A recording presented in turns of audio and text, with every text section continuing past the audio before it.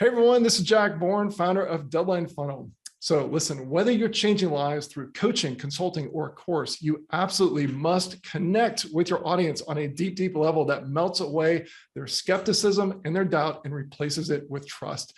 And at the same time, you need a way to get your authentic message in front of your ideal audience. We're talking about traffic. So what if I told you that you could actually do both at the same time, reach your ideal clients where they already are and build that trust quickly? Well, that's exactly what you're going to learn in today's training. My guest is a well-respected broadcast journalist with 20 years of experience. Her dynamic personality and expertise have been featured nationally on CBS's The Talk, The Tamron Hall Show, and The Today Show. She's a storyteller who teaches her clients to embrace and share their own stories so they can be seen, heard, and paid. She runs a thriving online brand known as The Roshanda Live, where she regularly shares her faith, humor, and 20 years of television producing experience. She's also an author of several books, including Visibility is Power. Please welcome Roshanda Pratt. So glad to be here. I'm excited about our conversation today. Me too. Me too. So this is something that I have to confess, like sometimes there are conversations where I'm like, yep, the person I'm interviewing knows, pretty much what I know. This is one of those topics where I feel like, great, I get to learn at the same time as the audience because, I do lots of webinars, and sometimes those are live, but I have not yet gone live really inside of like Facebook and YouTube and all the places at the same time. But that's really your bread and butter, isn't it? It is. And Jack, we got to get your face in the place. We got to make this happen. I've got a face for radio, but we'll put that aside for the moment. But let's talk about how it is that you're able to do that. And I think we already touched on this, but why don't you share your perspective of why this has been so powerful for you and your students? It's been a total game changer for me. When I think about my career as a broadcast journalist, I often joke with people that my TV career started when I was in the 4th grade. You didn't know they were hiring people that young at the TV station, but I started in the 4th grade. My West Indian father from the beautiful country of Trinidad and Tobago told me, as the American citizen in our family, that I had a responsibility and duty to understand what was going on in my country and my community. So while my friends were watching the Smurfs and Rainbow Bright, I was watching Tom Brokaw and Peter Jennings. And I learned this whole fascination about storytelling and community and people wanting to know information. And then fast forward to 20 years working behind the scenes as a television news producer, executive morning show producer, I learned that pictures and words together make the perfect marriage. So when live video came on the scene, I was like, this is amazing, because I knew what it took for us to go live. You need a live truck, you need all these cables, you need to make sure the weather is right. And these guys came up with this wonderful concept that I can go live anywhere in the world with just the use of my smartphone. And it really became a game changer, because now I get an opportunity to become the face of my brand and really build a know, like, and trust. The reason why live video continues to dominate and continues to boom is because it gives each and every one of us an opportunity to touch community, to build community, and also build cash flow at the same time. That's you're speaking my language. I think I do need to dive into this. So what do you find when you're talking with some students who want the results that you have, and they're kind of on the fence, they're about to go live, but there's something holding them back? Do you find that, I would imagine that sometimes imposter syndrome pops up, or some self-doubt? How do you help people get past that? Because for someone who's never been on camera before, I would imagine for some people that could be intimidating. It sure can be intimidating. And I understand that a lot of what I deal with is the imposter syndrome, but what I call camera confidence. People lack confidence being in front of this camera, especially when you don't have anybody who's really there in real life that you could have a conversation with. So no one believes this, but it's totally true that I was one of those people, Jack. I did not like how I looked on camera. I didn't like my voice. I wanted to be an on-air personality. In fact, my dream was to take over Oprah's job when she retired. But there's a problem here. I was totally uncomfortable in front of the camera. It's like watching deer in headlights. I can say that about myself because it's totally true. If you go back and look at some of my previous videos, I will go ahead and tell you they were bad. But you have to understand that the messy part is really a part of you discovering who you are. And one of our mantras in our company is visibility is power, but visibility is an inside job. And for many people, the reason why they are totally uncomfortable being in front of that camera and sitting here and talking into this camera and giving their thought leadership and displaying their zone of genius goes back to what they tell themselves. I treated this camera like it was an enemy. Like, this thing is coming after me instead of embracing it, that it's my friend. This is a tool for me to be able to help solve people's problems, that my visibility is power because I show up every day as someone's solution. So the camera confidence piece is really big because what you're telling yourself, what you heard, what you're seeing. Jack, I find that people want it to be perfect. And it's not about perfection. It's about progress. It's about becoming 10% better every time you do it. And if you do live video 10% better every single day for 30 days, by the end of 30 days, you're 300% better. So it's really embracing the fact of it's going to be a hot mess express. Can I say that, Jack? Can I say Sure, a hot yeah. mess express? Absolutely. It's going to be a hot mess express once I start.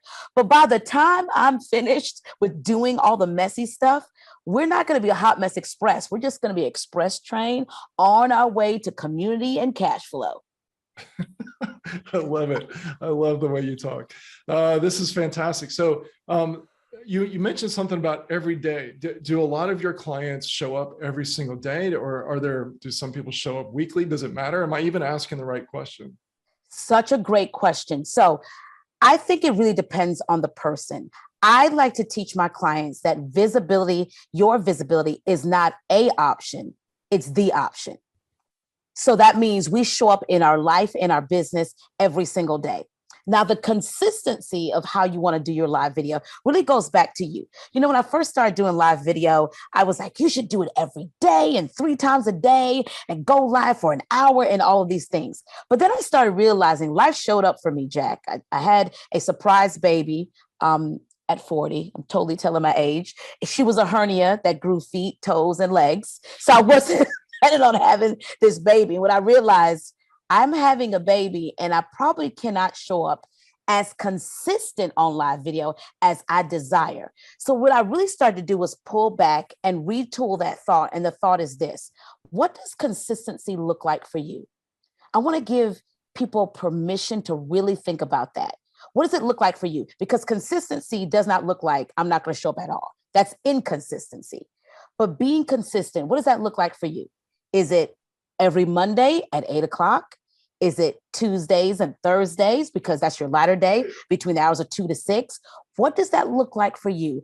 Giving yourself permission to create your own consistency game plan and then show up doing that. Now, if you do more than that, that's gravy. That's amazing. But at least start off where you can and then continue to grow. Now, help me connect the dots between going live and, say, Facebook or YouTube or other places as well. I think you mentioned that maybe there's some other social media platforms that also let you go live. So connect the dots from going live and being consistent to how can that bring people who are already liking and trusting us and maybe even pre-sold on what it is that we're doing and bring that to the Evergreen funnel that we've built. How does that work?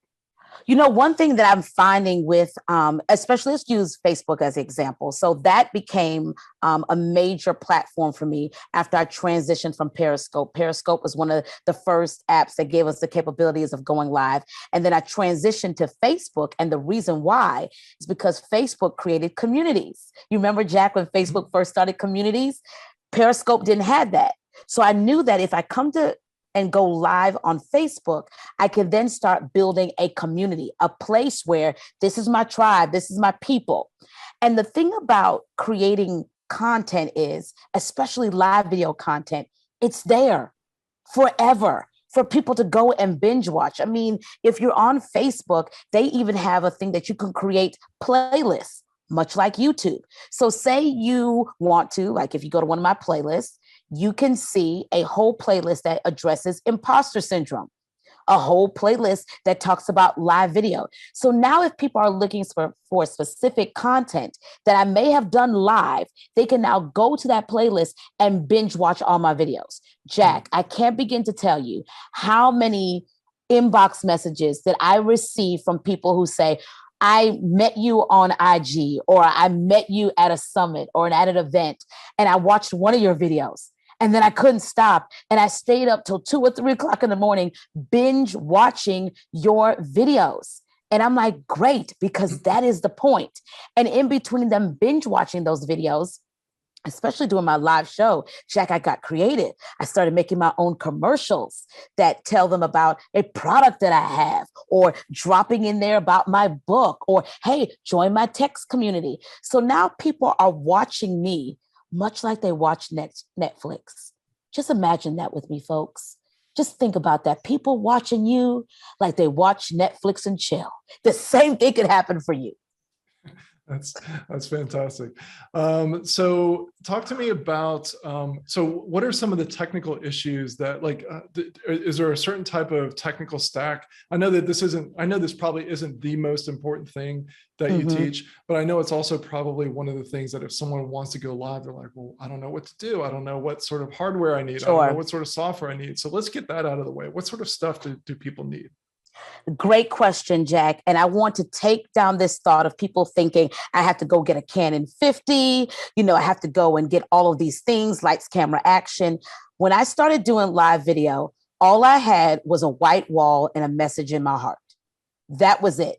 And God's natural light that was coming through a window in the corner of my bedroom. Okay. Now, as I did more live video, I graduated to the fancy backdrop, the ring light, and all of those things. But 6 years or so plus of doing live video that opened up a door for me to write an Amazon bestseller, speak in Paris, France, first statewide commercial, voiceover work, CBS The Talk, The Today Show twice. Guess what tool I have continued to use to do live video? Just take a guess, Jack. Just take a guess. You guess your smartphone? You're right, Jack. You get the gold star. You do. I just use my smartphone, ladies and gentlemen. This smartphone could do everything but potty train my kid. It's amazing what you can do with a smartphone. I mean, it has the capabilities of great camera. It has great audio. So even now, even with us buying camera equipment and upgrading our studio, we still use my smartphone or my Mac computer. That's it. Now, when we talk about that's the equipment that you want to use. But if you want to talk about getting into the fundamentals of doing a live video, there are some best practices. And one of the things that I see people repeatedly over and over again do wrong is they really look at their live video just as a moment, and they don't look at it as this is going to be evergreen content that people are going to go back and watch again. And so what they do is stuff like this. I'm going to demonstrate it to tell you don't ever do this. Do stuff like this. Hi, everybody. It's the Rosh Show Live. So glad that you're here. We're going to talk today about how to use video to create an evergreen funnel. But before we get started, we're just going to wait for a couple more people to join before we tap into the content. And then they sit there and wait. Don't do that, please. Don't do that, because what happens there is you are really setting yourself up for people to click off. People don't have time. People are wanting what they want right then and there. And think about it like this, Jack. I mean, your favorite show doesn't wait for you to show up. My favorite show is Wheel of Fortune. Vanna's not waiting for the letter. Oh, wait, Jack, not Jack, Pat, we can't spin the letters. Rose not here yet. They just get started, because what you have to understand is, though you love the fact that people are watching you live, your real audience is those who watch in the replay. And just imagine being in the replay audience and having to sit through dead air, or you talking about, yeah, we got 12 people now watching. Can we get to 20? Can we get to 20? Like it's an auction. Just get started. And that is one of the main things that people mess up right from the beginning with their live video. That's costing them. You ready for this? Community, content interaction, and also impacting their money. Yeah. So one of the things that I know about YouTube video is that the first 15 seconds is absolutely critical. Some people say, well, the first 5 or 10 seconds. So That's right. how you start really is going to determine whether someone stays or if they're just clicking and they're going away. So I can see how that dovetails perfectly into the advice that you just shared. If no one wants to watch a video on a topic, like if I'm all geared up to listen to this topic, I'm not going to sit there and wait for 30 seconds, 90 seconds while you're waiting for people to show up on this evergreen content. So that's a great point. Are there any other common mistakes that you see people make?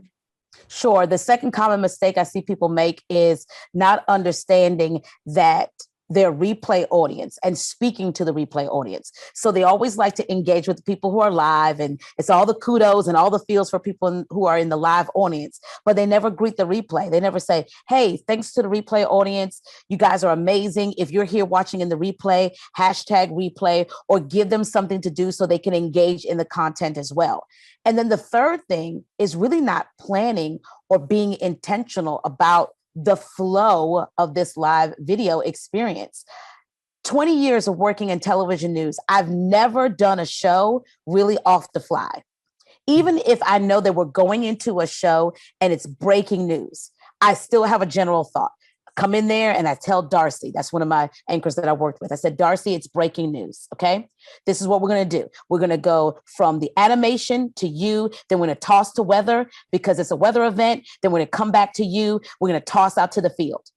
After we do those 4 things, I'm going to tell you what's next.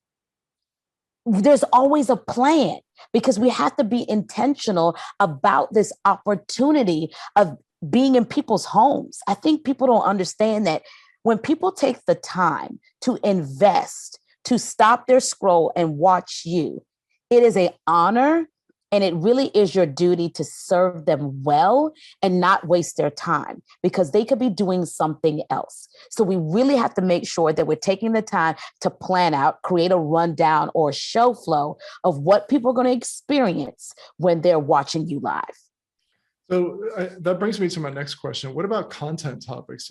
Can you give us any pointers? Because I would imagine that this is something that actually I personally struggle with, is thinking, okay, I might know the next 10 things that I'm going to talk about, but what about beyond that? I don't want to start doing regular lives and then realize, oh crap, like I've run out of ideas. Like there's a part of me that knows that won't happen, but there's a part of me that's like, well, okay, if it's not going to happen, why can't you think of 1,000 topics off the top of your head? This is one of my favorite questions, okay? Great. Because I'm going to give you guys the secrets here. Okay, content is everywhere. So one of the things that I always teach my students, that after you do a live video, you want to spend the next 10 minutes, just 10 minutes, and go back through the comments. Look at what people are saying, what questions they're asking, and turn that into content. Look at where, on Facebook, especially, you can do this. You can look at where your video spiked, where it had that most engagement, and then go back to what you were saying in that moment and turn that into content. My other favorite thing to do, don't tell the competition that I do this. It's just between us because we're friends. But one of the things that I love to do is go to people who may be in the same niche or niche as me. And if they are talking about a particular matter, especially if they have a big following, 9 times out of 10, they're not responding to people's questions. Those questions that are being asked of my competitor, you can now go provide the answer. Not on their page, but you go solve it, because 9 times out of 10, there's going to be someone who's going to stumble upon your content and see that you solved the question that they had. So for me, one of the questions I get asked all the time is, how do you do live video with glasses? It's been one of my most watched reels on IG, telling people simply how you solve that problem. So think about, what are the problems that people have that you can solve? What are the questions they're already asking in your video content? And what are some of the questions they're asking in your competitors' content that you can now answer and be the solution? There's your content. And that's genius, because the more content that you create, the more questions that you're going to have, which generates more content. And I love the idea about going to other people in your community, whether they're competitors or whether they're just adjacent to you, and seeing what sort of questions are being asked. That's really, really smart. What are some, why don't you help us close out the core training? And what are some final thoughts that you have on going live? Anything that you feel like a beginner, someone like me, just absolutely has to know in order to succeed with live? I want you to understand that it's going to be messy at the beginning.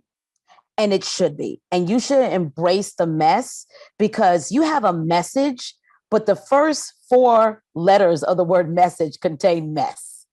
So understand that it's going to be a mess, but that's the journey to your message. So if you fumble during a live video, if your light falls during a live video, this has happened to me. If you have a kid that wanders in during your live video, or my favorite story, a kid sets off an alarm during your television interview that was virtual. Just go with it. Make it a part of the topic.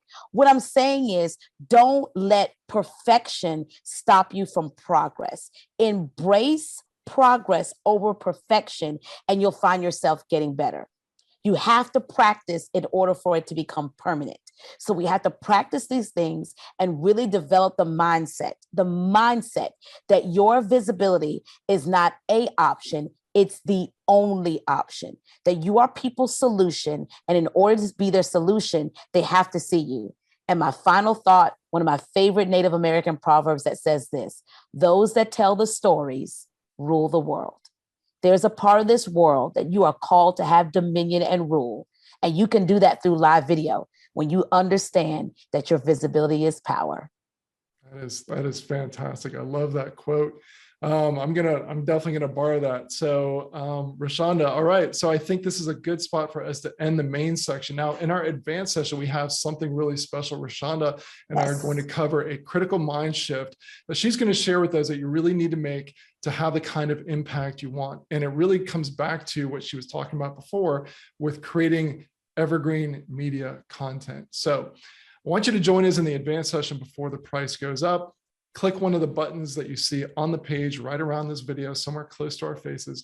And the special deal is yours as long as you don't let procrastination take it away from you. So hurry up and take some action, jump in, and we're going to be covering this. So before we go, Roshanda, I want to make sure that everyone who's been watching this and who is really, just going along, like getting the great energy that I'm getting from you and wants to know more about going live, or wants to just find out how to enter your world and learn more about what you do for your clients, where should they go in order to get more of Roshanda Pratt?